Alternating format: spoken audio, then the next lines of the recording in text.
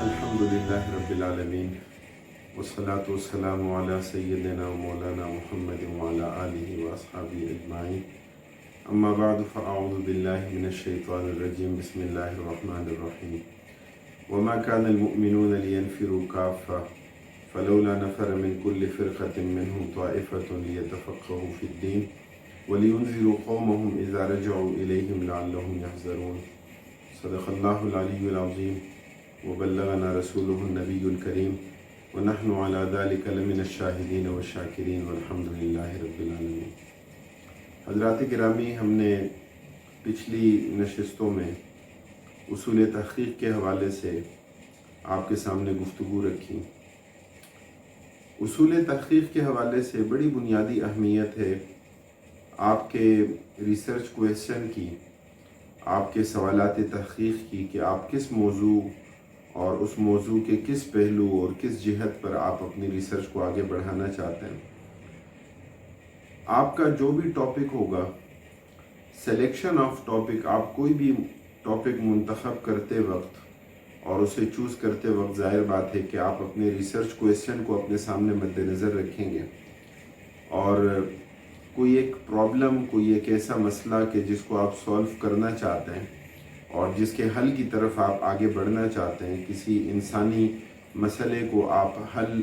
کر کے اور اپنی ریسرچ کے نتیجے میں آپ انسانیت کی یہ خدمت کرنا چاہتے ہیں، یا انہیں آپ ایک اچھا نظریہ، ایک بہتر نظریہ جو ہے وہ دینا چاہتے ہیں، تو بڑی بنیادی اہمیت ہے کہ آپ کا جو بھی ٹاپک ہو اس کی لیمیٹیشنز آپ کو معلوم ہو، اس کی تحدید آپ کو معلوم ہو۔ آپ کوئی سا بھی اگر موضوع لے لیں، آپ یہ چاہیں کہ میں پاکستان بھر کے مدارس کے حوالے سے میں تحقیق کرنا چاہتا ہوں، تو ظاہر بات ہے کہ آپ کے لیے پاسبل نہیں ہوگا کہ آپ پورے ملک کا دورہ کریں اور ملک کے تمام مدارس کے اندر آپ جائیں۔ آپ اگر کوئی بھی نفسیاتی پہلو، کوئی نفسیاتی مسئلہ، کوئی بھی ایسا ایشو آپ لے لیں اور اس میں پورے پاکستان کو اپنی ریسرچ اور اپنی تحقیق کا آپ اپنا دائرہ کار بنائیں، تو ظاہر بات ہے کہ اس اتنے بڑے دائرے میں آپ کی رسائی اور آپ کی تحقیق جو ہے وہ بہتر انداز میں وہ نہیں ہو سکے گی، اور اس کے لیے آپ کو بڑی ایک طویل عمر درکار ہوگی، اور آپ کو محققین کی ایک بھرپور جو ہے وہ فوج چاہیے ہوگی، اور بڑی تعداد آپ کو ایک گروپ چاہیے ہوگا کہ جو آپ کے ساتھ اس میں معاونت کرے اور جو اس حوالے سے اپنے کام کو آگے بڑھائیں۔ اگرچہ اس حوالے سے بھی سیمپل لے کر اور سیمپلنگ کے نتیجے میں جو ہے وہ ہوتا ہے کہ آپ شہری آبادی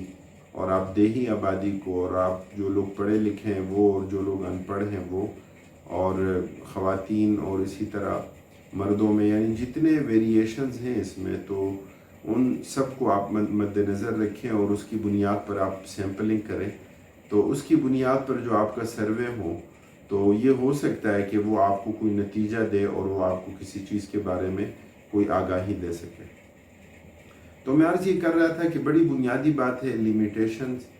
آف ٹاپک، کہ آپ کے ٹاپک کی تحدید ہونی چاہیے۔ آپ اپنے لیے ایک ایریا مختص کریں، آپ اپنے لیے ایک ایسی جگہ، ایک ایسا رقبہ مختص کریں کہ جہاں آپ کے لیے رسائی آسان ہو، کہ جہاں آپ کے لیے تحقیق کا کام کرنا، ریسرچ کا کام کرنا اور اس کو کسی نتیجے تک پہنچانا وہ آپ کے لیے نسبتاً آسان ہو سکے۔ تو سلیکشن آف ٹاپک میں ظاہر بات ہے کہ موضوع آپ کا جو بھی ہوگا، اس پر ہم بات کریں گے کہ موضوع منتخب کرتے وقت یعنی آپ کن کن چیزوں کو مد نظر رکھیں گے، کن کن چیزوں کو آپ اپنے سامنے رکھیں گے۔ تو بڑی بنیادی بات ہے ریسرچ کویسچن کی، اور اسی طرح پرابلم کی کہ جس کو آپ حل کرنا چاہتے ہیں اور جس کے حل کی طرف آپ آگے بڑھنا چاہتے ہیں۔ موضوع کا انتخاب جب بھی آپ کریں گے تو ظاہر بات ہے کہ آپ اس موضوع کا انتخاب کریں گے کہ جو آپ کا اپنا ایریا آف اسٹڈی ہوگا، جو آپ کا اپنا ایریا آف انٹرسٹ ہوگا، کہ جو آپ کی اپنی دلچسپی کا موضوع ہوگا، کہ جس موضوع میں آپ مزید اس کی گہرائی اور گہرائی میں جا سکتے ہیں۔ ہمارے ہاں عموماً ایسا ہوتا ہے کہ یونیورسٹیز میں جس طرح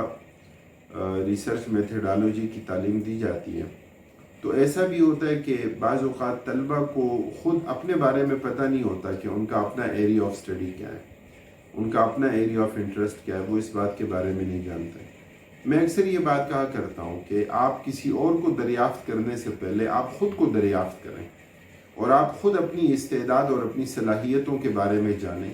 آپ خود اپنی دلچسپی کے موضوعات کے بارے میں جانیں۔ کبھی ایسا ہوتا ہے کہ کبھی بعض اوقات بعض طلبہ سے بات چیت ہوتی ہے تو ان سے جب ہم پوچھتے ہیں کہ آپ کا ایریا آف انٹرسٹ کیا ہے،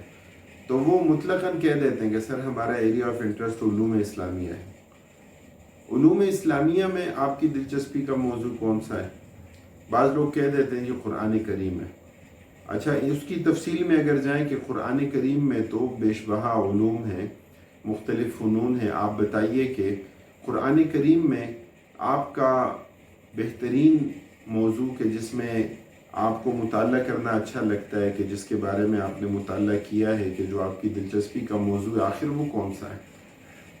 تو وہ خود اس بات کے بارے میں نہیں جانتے، یا ان کی دلچسپی جو ہے وہ اس میں نہیں ہوتی۔ بڑی وجہ آخر اصل میں ہوتی کیا ہے؟ وہ یہ ہے کہ انہوں نے خود کو دریافت نہیں کیا، خود سوچا نہیں، اور تحقیق کے حوالے سے عموماً دائیں بائیں مختلف لوگوں سے معلومات حاصل کر کے اس کے نتیجے میں اپنا ایک ذہن بنا کر وہ آگے بڑھتے ہیں۔ یہ بڑا اہم مرحلہ ہوتا ہے کہ آپ کے پاس سوچنے کے لیے بہت زیادہ وقت ہونا چاہیے، اور آپ اس بہترین سائنٹیفک میکینزم کے مطابق آپ یہ سوچیں کہ آپ نے تحقیق کے اس کام کو، اس عمل کو کیسے آگے بڑھانا ہے۔ اس لیے جب آپ اپنے لیے کوئی مسئلہ، جب آپ اپنے لیے کوئی ریسرچ کویسچن، کوئی پرابلم، جب آپ اپنے لیے کوئی ٹاپک طے کر لیتے ہیں تو اس کے بارے میں اب آپ نے کرنا کیا ہوگا کہ اس کے بارے میں آپ نے یہ چیز ضرور دیکھنی ہوگی کہ آپ اس کے بارے میں پہلے سے کیا جانتے ہیں، آپ کے پاس کتنی معلومات ہیں۔ اچھا، اس ٹاپک کے حوالے سے اگر کوئی ریسرچ کا کام ہوا ہے تو اس کی کیا نوعیت ہے، کتنا کام ہوا ہے اور کس نے کام کیا ہے، تو اس پر آپ کی گرفت ہونی چاہیے، آپ کو معلوم ہونا چاہیے۔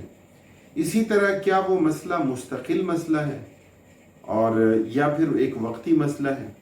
وقتی مسئلہ ہو تو اس کے مختلف حل جو ہے وہ سامنے آ جاتے ہیں، لیکن اگر ایک مستقل مسئلہ ہے تو اس کا پائیدار حل اور اس پرابلم کا کوئی سلوشن جو ہے وہ تو ضرور ہونا چاہیے، اور اس کے حوالے سے اپنی تحقیق کو آپ ضرور آگے بڑھائیں گے۔ اس ٹاپک کے حوالے سے پہلے سے جو تحقیق کی گئی ہے، اب اس کے بعد مزید تحقیق کی کتنی ضرورت ہے، مزید تحقیق کی کتنی ضرورت ہے، اور اسی طرح آپ کی تحقیق جو ہے وہ اس کا سورس کیا ہوگا، اس کے مآخذ کیا ہوں گے، کیا اس کے لیے مختلف کتابیں موجود ہیں، کیا اس کے لیے مختلف افراد سے انٹرویوز کیے جا سکتے ہیں، کیا اس کے لیے مختلف تحقیقی کام جو ہے وہ مختلف تحقیقی اداروں نے کیا ہے، اور اس کی بنیاد پر آپ اپنے اس کام کو کیا آگے بڑھا سکیں گے۔ موضوع کے انتخاب میں ممد اور معاون مختلف ذرائع ہو سکتے ہیں۔ اس وقت بڑی آسانی ہے کہ مختلف تحقیقی اداروں نے، مختلف یونیورسٹیز نے مطبوعہ اور غیر مطبوعہ جو تحقیقی کام ہے، جو ایم فل کے مقالات ہیں، پی ایچ ڈی کے مقالات ہیں، تو ان کی فہرستیں انہوں نے شائع کر دی ہیں۔ آپ ان فہرستوں کا مطالعہ کیجئے، اور آپ جس موضوع پر کام کرنا چاہتے ہیں تو وہاں ڈھونڈیے، تلاش کیجئے کہ کہیں ایسا تو نہیں ہے کہ وہاں وہ موضوع پہلے سے موجود ہو، کسی اور کو الاٹ ہو چکا ہو، یا اس پر کام پہلے سے ہو چکا ہو۔ اسی طرح صرف تحقیقی جرائد یا اس کی فہرستوں کی بات نہیں ہے، بلکہ جو ماہرین ہیں، محققین ہیں، تو ان کی تصانیف کا بھی آپ مطالعہ کیجئے کہ اگر کہیں انہوں نے اس حوالے سے کام کیا ہو۔ اسی طرح محققین سے رابطہ اور رہنمائی بڑھائیں، ان سے آپ پوچھیں، مختلف آئیڈیاز لیں، ان سے آپ اس بارے میں معلومات حاصل کریں کہ جو تحقیق کے اس پورے عمل کو، اس پورے سلسلے کو، اس کو آگے بڑھا سکتے ہیں اور اس حوالے سے بہترین کردار جو ہے وہ ادا کر سکتے ہیں۔ اسی طرح تحقیق سے وابستہ مختلف افراد کی میں نے پہلے بات کی، اسی طرح تحقیقی اداروں کے سربراہان سے، ان سے آپ ملاقاتیں کر سکتے ہیں، ان سے آپ جو ہے وہ بات چیت کر سکتے ہیں، اور آپ کا یہ جتنا بھی پورا کام ہوگا، تو میں نے پہلے بھی یہ بات ذکر کی کہ وہ ایک بہترین سائنسی میکینزم کے مطابق آپ اس کام کو آگے بڑھائیں گے، تو آپ کی بنیاد اگر ٹھیک ہوگی تو اس کے اوپر بننے والی جتنی بھی بلڈنگ ہے اور جو بھی عمارت ہے، تو انشاءاللہ وہ بھی پائیدار ہوگی۔ اور اگر آپ کی بنیاد کمزور ہوگی تو جو بلڈنگ اور جو عمارت بنے گی وہ بھی کمزور ہوگی۔ ہم مزید اس حوالے سے اپنی اگلی نشست میں انشاءاللہ آپ کے سامنے بعض تفصیلات رکھیں گے۔ اللہ تعالی ہمیں تحقیق کے اس کام کو سمجھنے اور اسے دین کی خدمت کے لیے ذریعہ اور سبب بنانے کی توفیق نصیب فرمائے۔ وآخر دعوانا الحمدللہ رب العالمین۔